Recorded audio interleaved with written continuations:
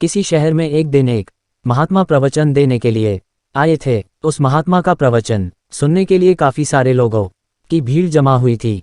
इतनी भीड़ में से महात्मा ने एक आदमी को खड़ा किया और उन्हें आगे बुलाया। महात्मा ने उस आदमी से कहा कि मैं आपसे 2 सवाल पूछूंगा, आप मुझे सच सच बताना, जो भी आप सोचते हो वैसा ही मुझे बताना। उस आदमी ने कहा, जी महाराज, मैं आपको सच ही बताऊंगा।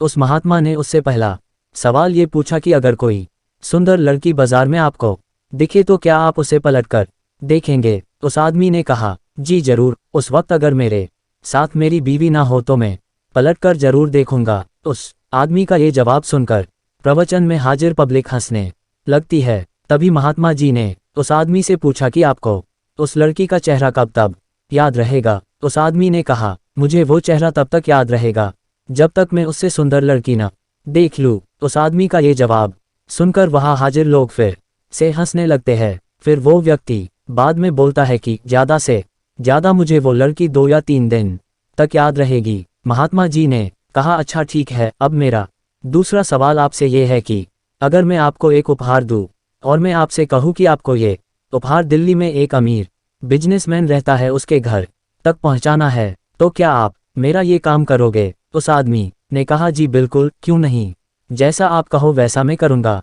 तभी महात्मा ने कहा, आप वहाँ उसके घर पर जाते हो, बाहर एक गार्ड आपके लिए खड़ा होगा, वो अंदर जाके अपने मालिक से आपके बारे में बताएगा। वो बिजनेसमैन अपने सब काम छोड़कर आपसे मिलने के लिए बाहर आएगा। सिर्फ इतना ही नहीं, वो बाहर आकर आपसे उपहार लेके आपको अंदर आने के लिए कहता है और आपके मना करने के बावजूद भी वो आपको अपने घर में लेकर ही जाता है। फिर वो बिजनेसमैन आपसे खाना खाने के लिए आग्रह करता है, आपके मना करने के बावजूद भी वो आपको खाना खाने के लिए मनाता है। आपके लिए अलग अलग कई सारे पकवान बनाए जाते हैं और आपको खिलाया जाता है। फिर आप अंत में घर जाने के लिए आज्ञा लेते हो। वो बिजनेसमैन आपको छोड़ने के लिए अपने ड्राइवर को साथ में भेजता है। आप बहुत खुश हो जाते हो। इतना बोलने के बाद महात्मा उस आदमी से पूछते हैं कि अब आप बताइए कि आपको उस बिजनेसमैन का चेहरा कितने दिनों तक याद रहेगा? तब उस आदमी ने कहा कि महाराज, मुझे उसका चेहरा जिंदगी भर याद रहेगा। इस कहानी से हमें यही सीख मिलती है कि हमें जीवन में अपनी सुंदर छवि बनाने में ध्यान देना चाहिए, न कि सुंदर चेहरा, क्योंकि लोग चेहरा भूल जाते हैं पर आपका व्यवहार कभी नहीं भूलते हैं।